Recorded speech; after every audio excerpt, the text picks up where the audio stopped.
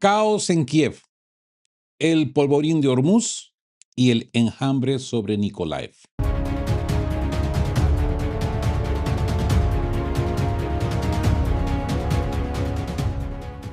Buen día amigos y bienvenidos a nuestra mesa de operaciones en este jueves 16 de julio de 2026. Iniciamos la transmisión conectando los sensores de inmediato y saludando a toda nuestra comunidad en el arenero. Hoy abrimos un expediente masivo de actualización técnica y geopolítica donde analizaremos los cambios doctrinales en los frentes económicos de infraestructura global.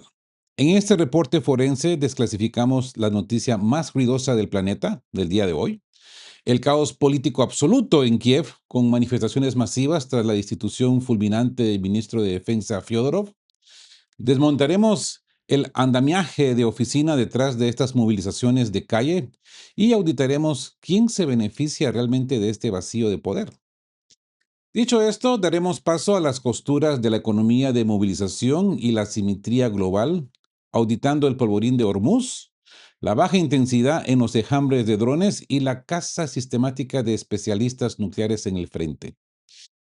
Terminaremos pasando revisión sobre el colapso absoluto del litoral con el séptimo día consecutivo de ataques combinados en Chernomorsk mediante bombardeos estratégicos Tu-22M3.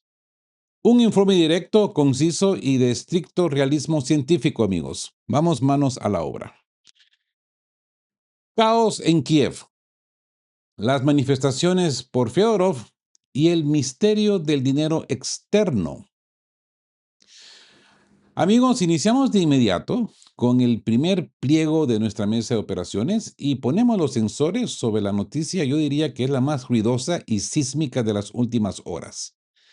El estallido de grandes manifestaciones en las calles de Kiev, Leópolis, otras ciudades, en contra de la destitución y posterior renuncia forzada del ministro de Defensa de Ucrania, Mikhailo Fyodorov. Sin embargo, más allá de la pasarela mediática de los informativos occidentales, aquí en De qué hablan Geo nos interesa exponer lo que realmente sucede bajo de la mesa. Metemos el escáner de contrainteligencia en este expediente, amigos, para entender de forma científica quién se beneficia de facto de este despido y qué grupos de influencia están financiando estas movilizaciones masivas en las calles. Así que entremos a desnudar las costuras internas de un personaje que fue vendido en los editoriales de Europa como el genio indiscutible de la revolución de los drones y el hombre de confianza de los gigantes de inteligencia artificial estadounidenses como Palantir. Entremos al juicio clínico de las razones materiales de su caída y encontraremos que la terca realidad destruye la ficción publicitaria. Y es que pongan atención, porque todo esto no sucede por pura coincidencia. Un reciente milimétrico informe de Financial Times ha destapado el fraude oficina de Fyodorov. Su supuesta industria soberana consistía de facto en importar masivamente drones y componentes de China, reempaquetarlos con etiquetas ucranianas y lanzarlos en ataques de propaganda profunda contra las refinerías rusas utilizando el guiado satelital estadounidense. Así pues, si se dan cuenta, amigos, al descubrirse el engaño y perder utilidad como promotor de marketing, los mismos banqueros y globalistas europeos de Ursula von der Leyen le soltaron la mano para desplazarlo y apoderarse de un negocio multimillonario, firmando acuerdos para fabricar esos drones en una joint venture dentro de Europa, dejando fuera a los intermedios de Kiev. Fyodorov aparece con iniciativa. Le funciona al chaval. Es el pioneer. Ya le dicen, gracias por tu trabajo. Ahora los grandes tomamos posesión. Bon voyage. ¿Mm? Y bueno, desmontemos el andamiaje de oficina del colapso de estructura militar. El veredicto sobre el beneficiario real lo veremos tras los nuevos nombramientos oficiales.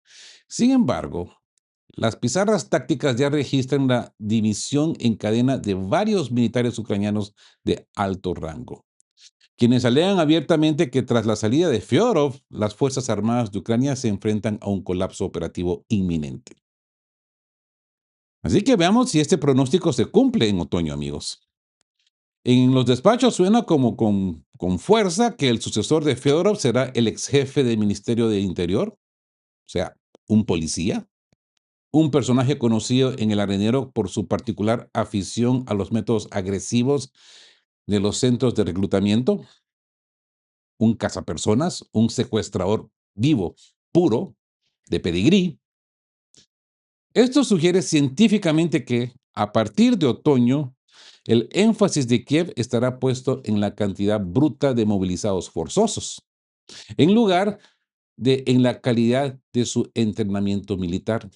Por lo tanto, la física del poder en Bankova ejecutó el golpe definitivo por dos factores internos inapelables. Primero, son los celos de estrella de Vladimir Zelensky, quien no tolera la sombra de ningún rival político en las capitales occidentales que pueda ser respaldado por Washington para sustituirlo en el futuro.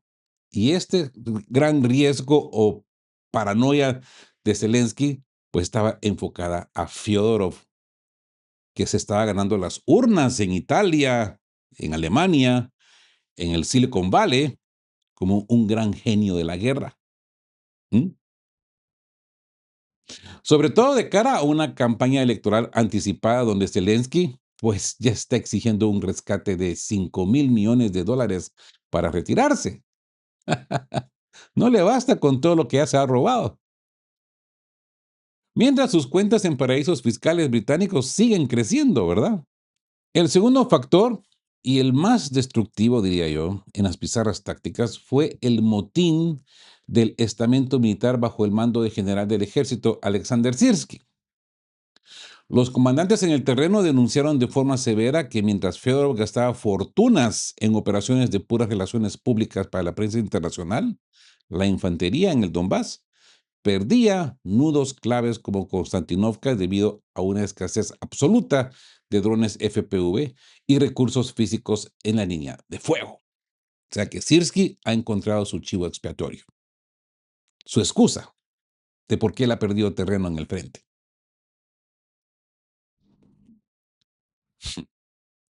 Los militares le exigieron a Bankova deshacerse de un civil que vestía trajes caros en oficinas de pasarela mientras ellos perdían la guerra en el barro. No dejan de tener razón, pero, pero nosotros sabemos que esto no tiene que ver nada con el gran poderío ruso que los está doblegando. Pero ni modo, algo tienen que decirle al público, ¿no?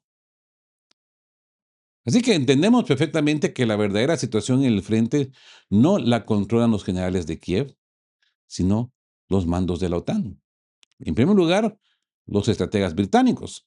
Por lo tanto, es poco probable que haya cambios drásticos en la elección de objetivos estratégicos. En consecuencia, amigos, la incógnita sobre quién financia las masivas manifestaciones en apoyo a Fyodorov queda resuelta de forma forense.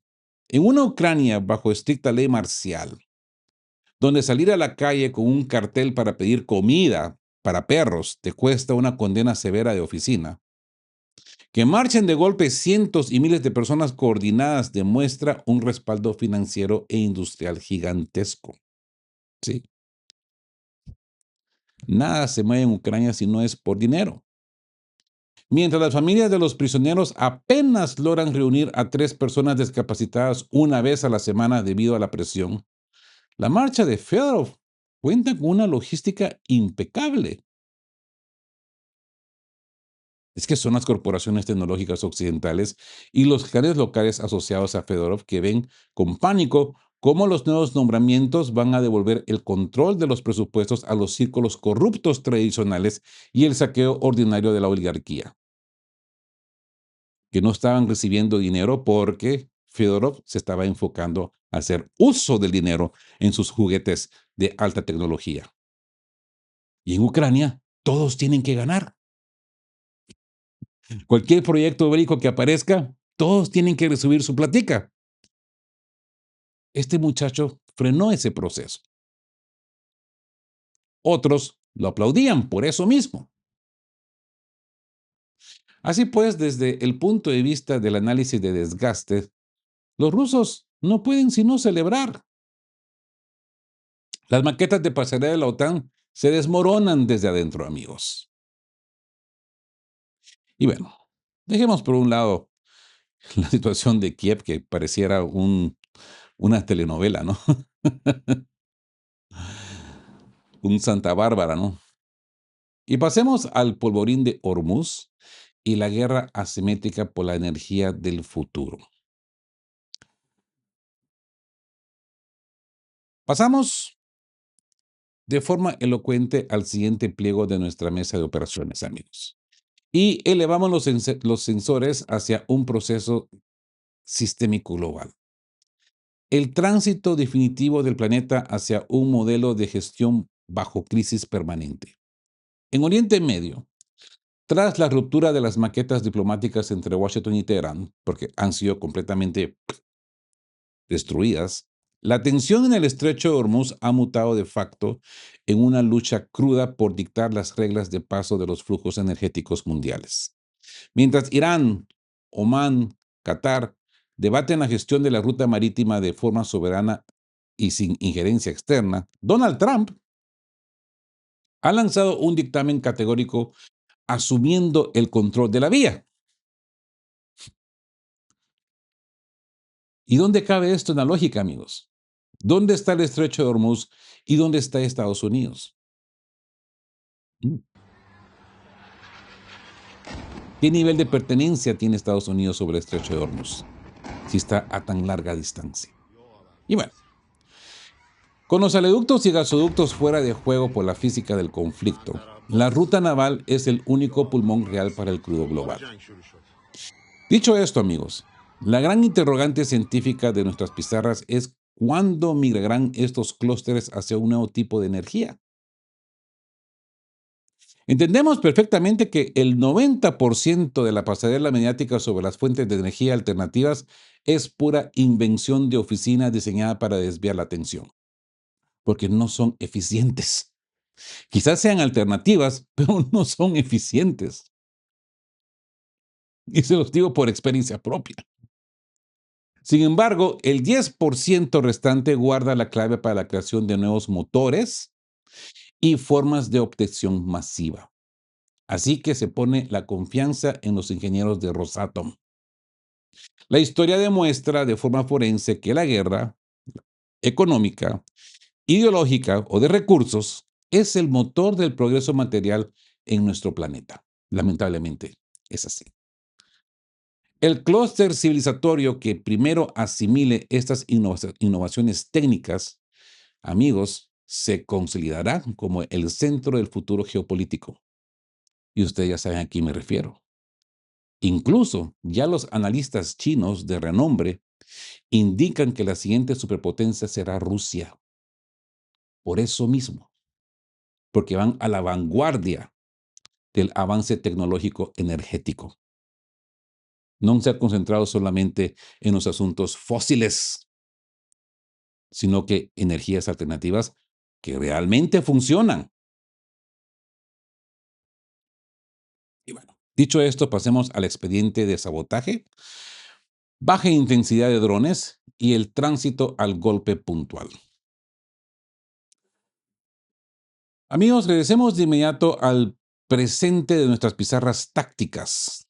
Mientras el frente operativo mantiene una intensidad encarnizada en los ejes de Konstantinovka, Pakrovsk y Kupiansk, las dinámicas de los ataques profundos contra el territorio ruso registran un cambio de doctrina muy profundo.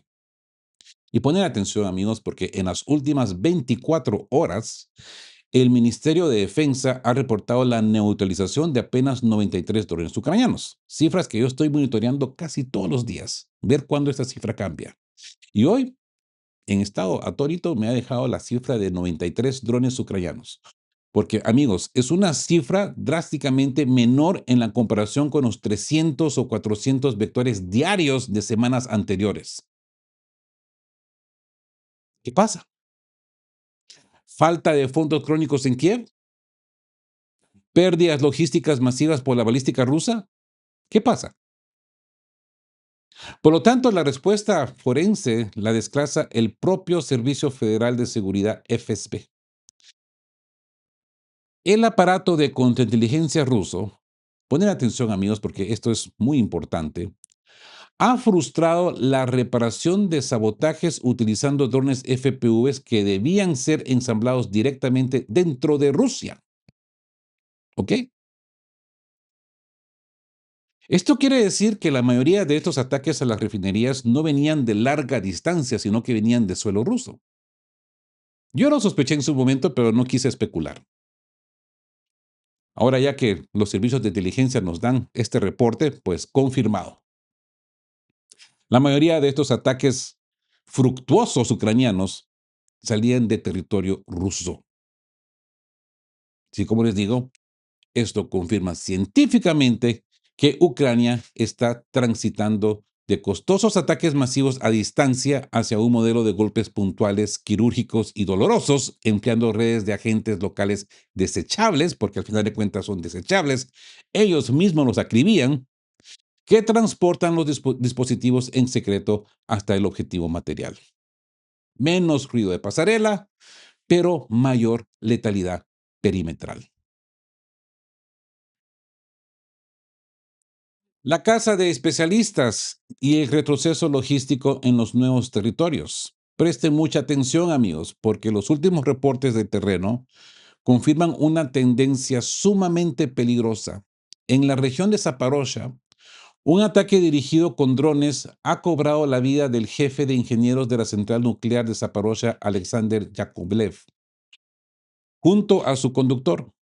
Esto demuestra de forma clínica que la estrategia de Kiev ya no solo se limita a golpear la infraestructura física de hormigón, ha comenzado de facto una caza selectiva contra personas de competencias únicas, difuminando de forma criminal la línea entre la guerra táctica y el terrorismo directo contra los especialistas que garantizan la seguridad nuclear global. Y cuando digo global, es porque esta central es la más grande en Europa. Esta central nuclear es la más grande en Europa. Dicho esto, pasemos al expediente de Shanghái, códigos QR y la economía de movilización del siglo XXI. Y ahora, amigos, miremos lo que está ocurriendo en Shanghái, al norte de Crimea. Las autoridades han dictaminado que la conexión móvil solo estará operativa durante 8 horas al día. Más allá de las maquetas explicativas que asocian esto con la defensa ante los drones, el bisturí de la economía real nos demuestra que estamos ante un problema severo de razonamiento energético provocado por los impactos previos en las subestaciones de la península. La medida confirma que las regiones fronterizas están transitando hacia un régimen de vida bajo la amenaza constante al que habrá que acostumbrarse en el arenero. Miren hacia dónde nos conduce esta terca realidad material, amigos. Nos sumergimos de lleno en la economía de movilización digital. Si en los conflictos del siglo pasado la escasez de combustible y alimentos se gestionaba mediante vales de papel, ¿m? Hoy las pizarras tecnológicas implementan perfiles digitales, códigos QR, restricciones algorítmicas por matrículas y razonamiento de información. ¿M? ¿Se dan cuenta hacia dónde nos están llevando? Por nuestro bien. Es que sí, lo miramos de lejos. Esto está sucediendo en Crimea, pero ojo, ojo, que nos va a llegar, nos va a tocar. El Estado ya tiene la capacidad física de gestionar la crisis mediante la configuración de un sistema informático centralizado. A pesar de este cerco y del arresto internacional de buques, la economía rusa sostiene su estabilidad mediante la sustitución de importaciones y plataformas de gestión soberana. No es casualidad, amigos. Todos estos procesos, desde el viaje de Hormuz hasta el apagón celular o la crisis de gasolina, forman parte, amigos, forman parte de una misma dirección de control global en el tablero. Y les digo una cosa, no me gusta utilizar esta palabra, pero de la conspiración real. Y bueno, Ya más adelante vamos a tocar este tema de fondo, porque nos implica a todos. Por eso es que estar muy atentos a lo que sucede en el lejano oriente, porque va a repercutir, va a repercutir por acá. Y bueno, septiembre en el litoral. El apocalipsis combinado en Chornomorsk y el misil del Davido Brod. Avanzamos al siguiente pliego de nuestra mesa de operaciones, amigos, y ponemos los sensores sobre la terca realidad material de lo ocurrido en el litoral. Las Fuerzas Armadas rusas han complementado o han completado de forma metódica su séptimo día consecutivo de ataques masivos contra la infraestructura portuaria ucraniana. La presión ya no se ejerce a través de incursiones aisladas de oficina. Hablamos de una ofensiva sistemática en la que los misiles supersónicos pesados se complementan con vectores ligeros y enjambres de drones de asalto para desintegrar por completo la logística del Mar Negro. Hemos hablado profundo en estos últimos días, pero es que como se pueden dar cuenta, ya este es el séptimo día consecutivo.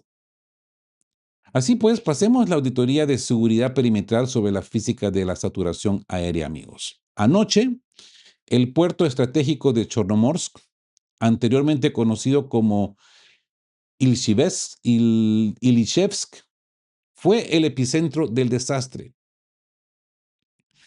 Tras bombardeos rusos de largo alcance Tu-22M3, descargaron 3 misiles de cruceros supersónicos masivos KH-22 directamente contra los almacenes y terminales de contenedores. Anoche, cuando ya me dirigía a descansar, encontraba reportes de que estos aviones habían despegado de territorio ruso y que se entendía, como pueden ustedes ver acá en el mapa, eh, que se iban a posicionar en el área sur de Crimea y de ahí iban a desplegar sus misiles.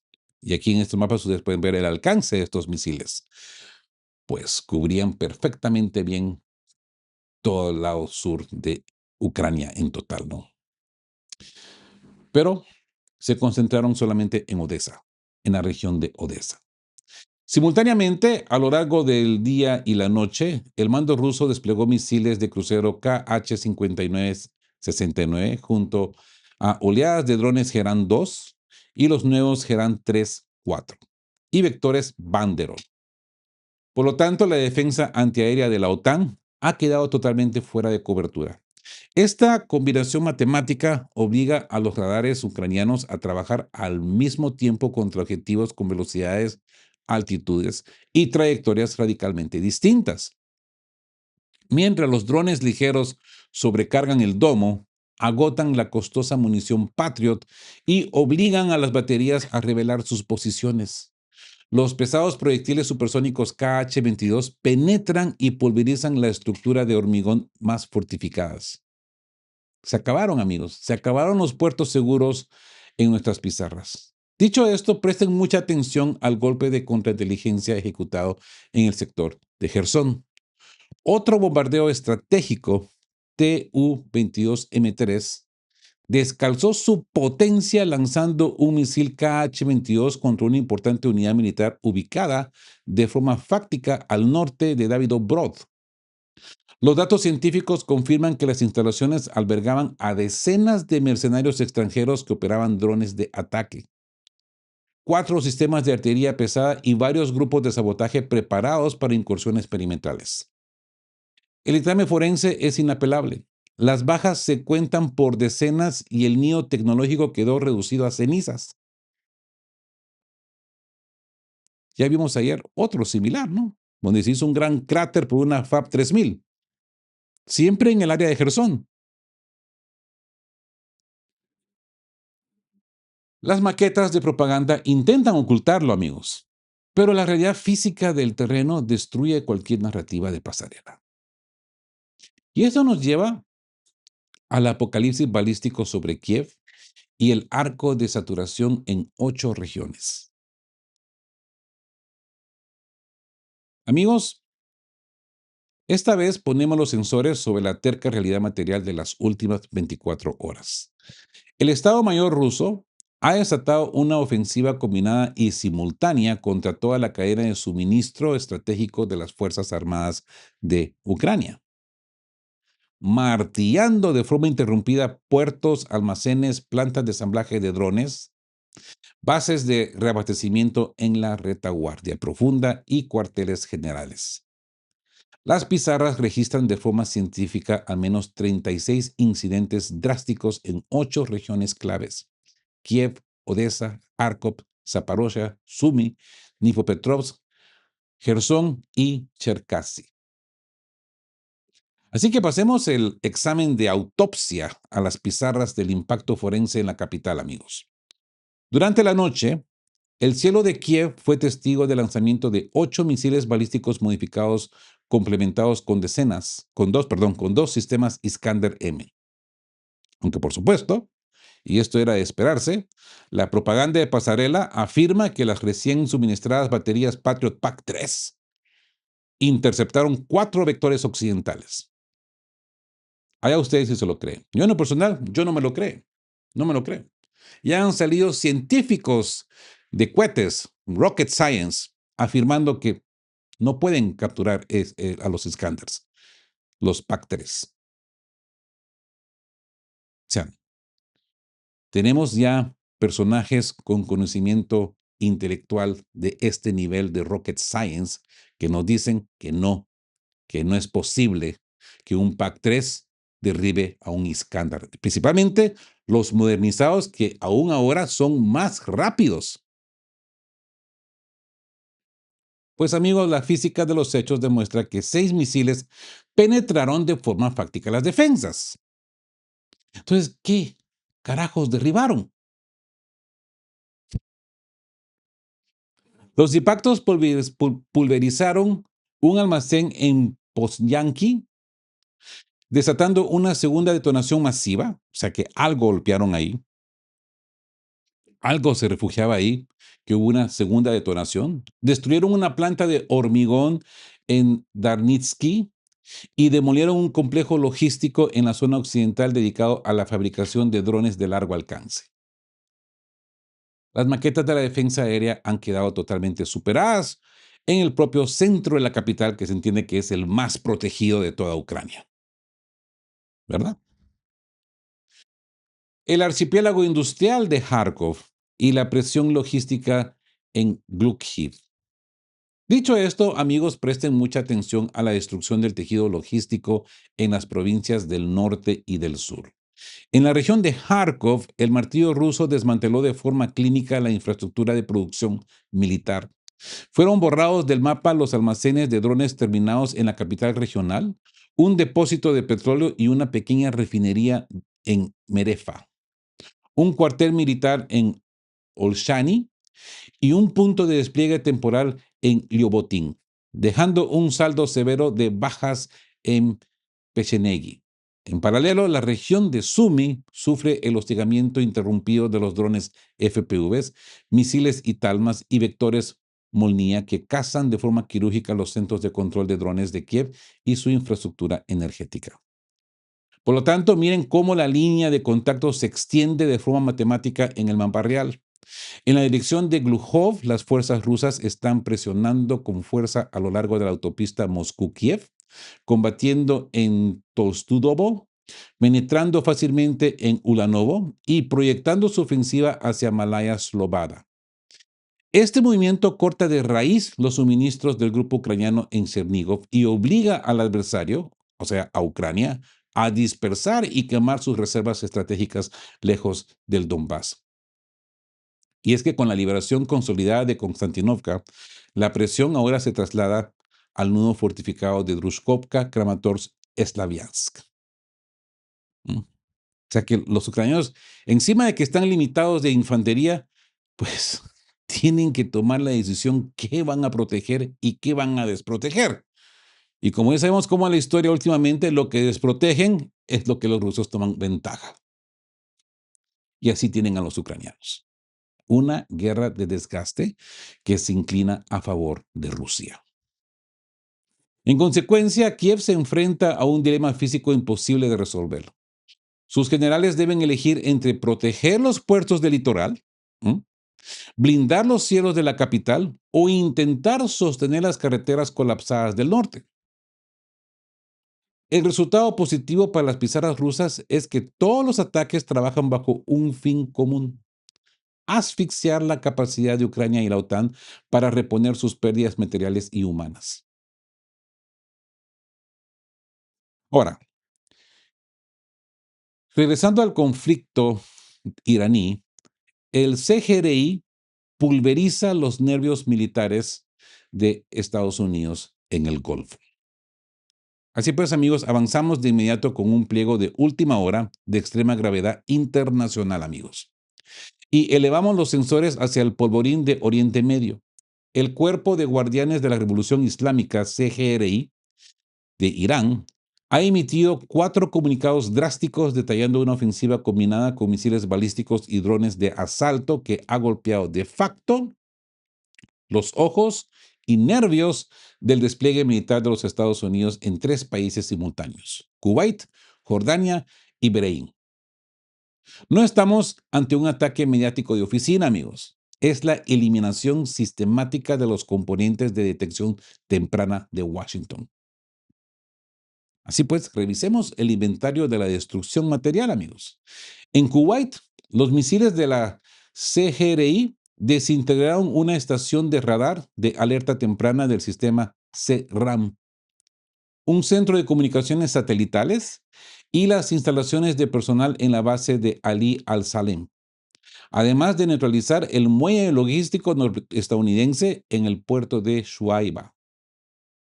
En Jordania, el ataque quirúrgico inutilizó la pista de aterrizaje, los hangares de almacenamiento de casas de combate y el nodo central del control de comunicaciones de la base aérea de Muwafaq Salti. ¿Y recuerdan? Hace 1 o 2 meses atacaron Jordania también, donde los iraníes destruyeron varios aviones, creo que eran F-35, ¿no?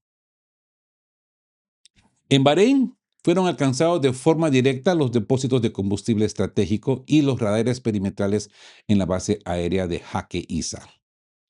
Por lo tanto, la realidad material demuestra que la red distribuida del Pentágono ha quedado fuera de cobertura. Sin estos radares y centros de satélite, la máquina militar estadounidense pierde visibilidad, toma decisiones de forma más lenta y ve colapsada la cadena de suministros de su flota naval. Para Washington, la situación en la pizarra es un dilema físico, que por supuesto nunca lo van a admitir. Reforzar las bases implica gastar miles de millones de dólares, que por cierto, el Congreso le está exigiendo cuentas a la administración de Donald Trump. ¿Dónde está el dinerillo, Donald Trump? Y denos las cuentas exactas, porque sabemos que ya está en miles de millones de dólares. Miles, cientos de miles por ahí. Miles de millones de dólares extras y desplegar más sistemas Patriots que ya escasean. Es que no hay que olvidar esto. Más Patriots que no tienen, que no le pueden dar a Polonia, que no le pueden dar a Japón, que se los han pospuesto a los surcoreanos y que por supuesto no le van a llegar a Zelensky. Y yo no sé por qué tanto ruido acerca de estos Patriots, porque ya hemos visto, si no me acuerdo, fue hace un año cuando hicimos un reporte que su eficacia ante los sistemas rusos es solamente del 6%. Algunos me van a decir, no, Rodolfo, pero Ucrania reporta que han derribado esto, que han derribado acá. Ah, ¿y dónde están las pruebas? ¿Dónde están las pruebas? ¿Dónde están las pruebas que un Patriot haya derribado un Iskander, un Zircón? No hay. Son los reportes que vienen de Ucrania. Y allá de quién crea en los reportes ucranianos. Así pues, que una retirada parcial destruiría por completo la confianza de sus aliados regionales. Donald Trump se ha puesto en su misma trampa. Jordania, Kuwait y Bahrein acaban de entender, y esperemos que acaban de entender, que albergar bases estadounidenses ya no es una garantía de seguridad de pasarela, sino un imán para los misiles balísticos que no cesan. Aunque Donald Trump diga que ya han destruido todos. Y si han destruido todos, ¿cómo al día siguiente hay más ataques? Y más precisos y más dolorosos. El impuesto de Hormuz, el crudo en $85 y el colapso de los seguros marítimos. Dicho esto, miren cómo la física de este conflicto impacta de forma directa al bolsillo del consumidor global, amigos. Teherán ha trasladado de facto la guerra al plano de la asfixia económica. Tras confirmarse de forma internacional estos ataques simultáneos, el precio del petróleo Brent ha roto las maquetas de los analistas cotizando en máximos de 84 y $85 por barril. El tránsito comercial a través del estrecho de Hormuz, por donde históricamente fluye cerca del 20% del crudo mundial, se ha reducido drásticamente ante el temor de una interrupción total de las exportaciones. Miren de qué tamaño es el impacto forense en la logística de los barcos, amigos. Las primas de seguros por riesgos de guerra para los buques cisternas en el Golfo Pérsico se han disparado de forma científica, pasando del 2% al 3% del valor total de la embarcación. Aunque en el papel parezca una cifra menor de oficina, ¿no?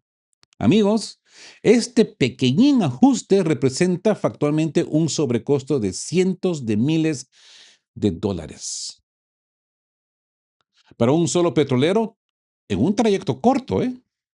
En consecuencia, este impuesto de guerra se va a trasladar de forma automática a toda la economía civil transatlántica, encareciendo los precios del gas, la petroquímica y el transporte aéreo y las importaciones de bienes de consumo.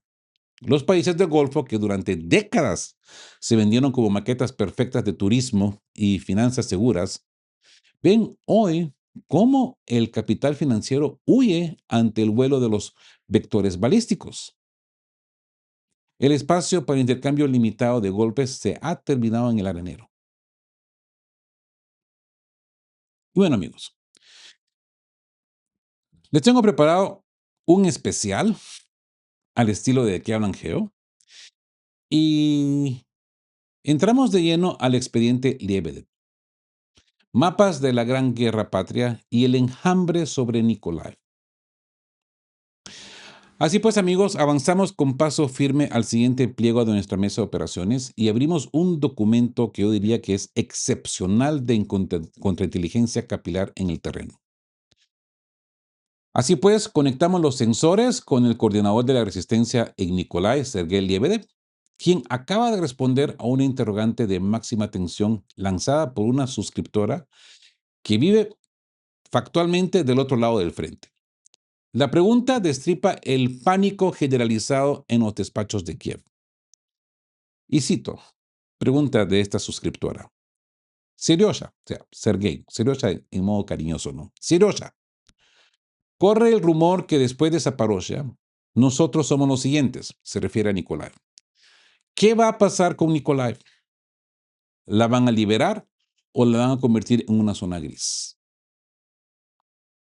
Presten mucha atención, amigos, porque aquí es donde la historia forense y nuestro análisis de aquí de que hablan Geo se unifican de forma científica. Liebede confirma una tesis que hemos defendido de forma reiterada en este arenero, en esta mesa. Para trazar la captura y liberación de Odessa y Nikolai, hay que revisar de forma obligatoria los mapas y las tácticas de la Gran Guerra Patria. ¿Se los he dicho o no?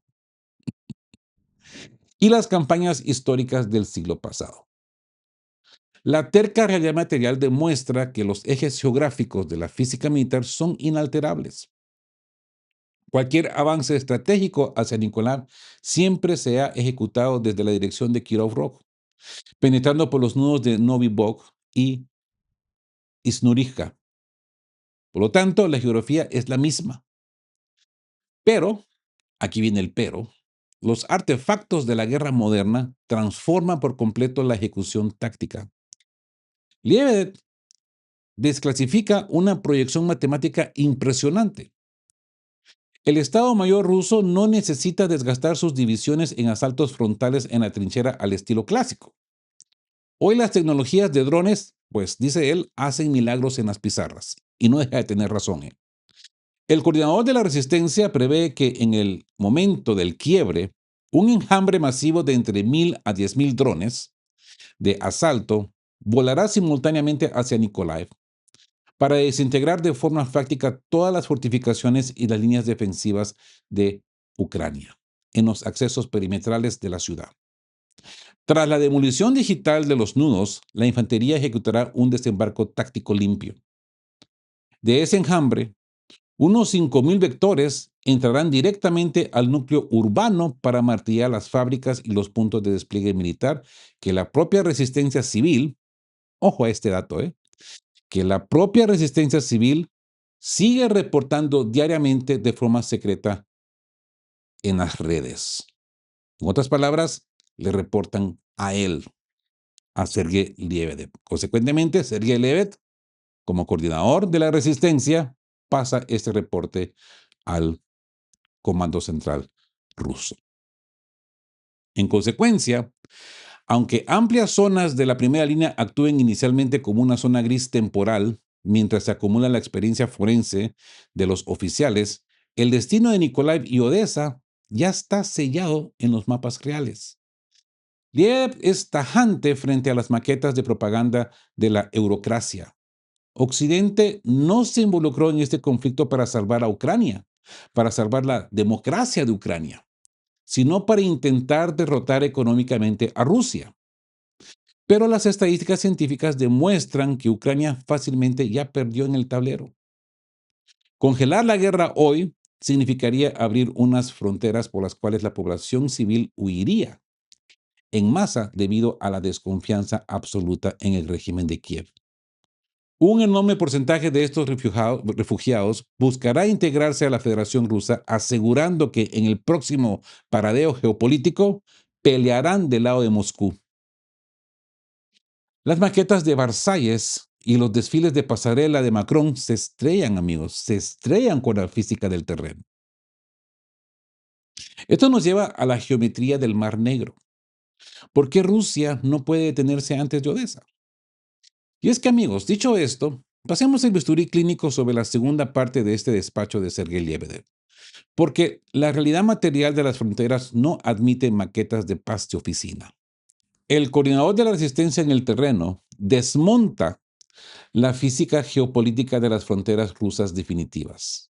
El litoral del Mar Negro, Prishirne-Morie, y toda la margen izquierda del Dnieper, Levoberezhye, tiene que pasar obligatoriamente a manos rusas por una estricta cuestión de seguridad nacional. Miren cómo opera la física de los vectores en el mapa real, amigos. No es desde Vinnytsia o Kiev de donde despegan diariamente los drones ucranianos que amenazan Crimea, Sochi, Taganrog o Novorossiysk. Despegan de facto de los nudos logísticos de Odessa y Nikolaev, cruzando por Gerson.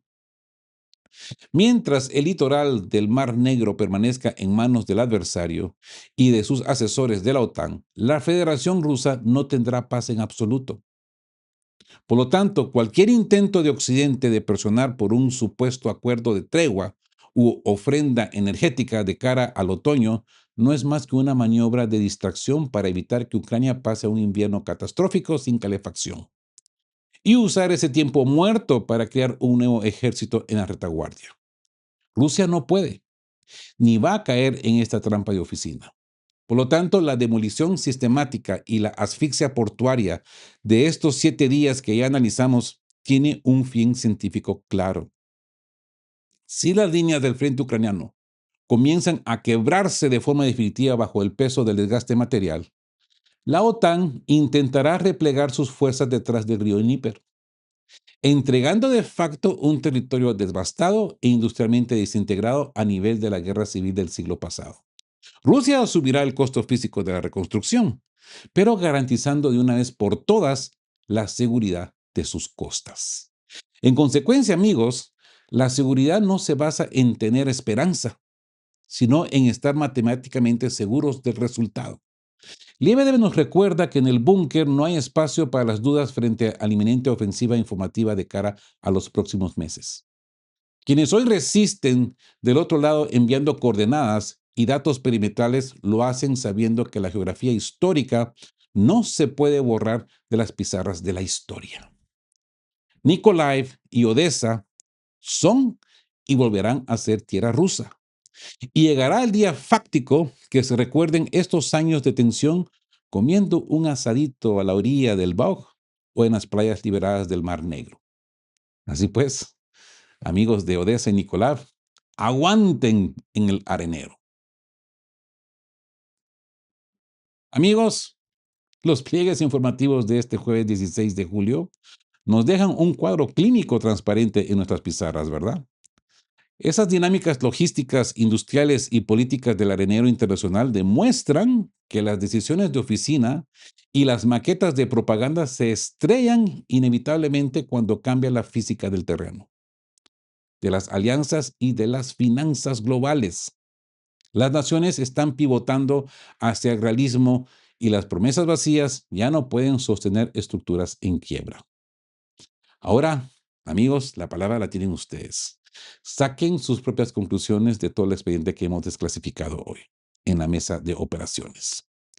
Y si este análisis forense les ha dado utilidad, apóyenos de inmediato dejando su me gusta en la pantalla, suscríbanse a las frecuencias oficiales de qué hablan Geo, si son nuevos miembros de nuestra comunidad. Si ya lo han hecho, muy agradecido. Mil gracias. Esto es lo que realmente mantiene con vida este canal y sus generosas donaciones. Compartan este video urgente y dejen abajo su dictamen forense en la caja de comentarios. ¿Quién creen ustedes que está detrás del financiamiento masivo de Fyodorov en las calles de Kiev? ¿Los británicos? ¿El ala de Trump? ¿O un reacomodo de los propios oligarcas? Los leo en comentarios. Amigos, estén juntos, fuertes, siempre buscando por la verdad y sean justos. Quedamos QAP. Chao, chao. Queremos recordarles que este espacio tiene un fin estrictamente educativo e informativo, basado en fuentes verificadas para fomentar una comprensión profunda de los hechos globales. Nos oponemos a la desinformación. Nuestra meta es el intercambio de conocimiento y análisis crítico, siempre bajo el respeto a todas las partes involucradas.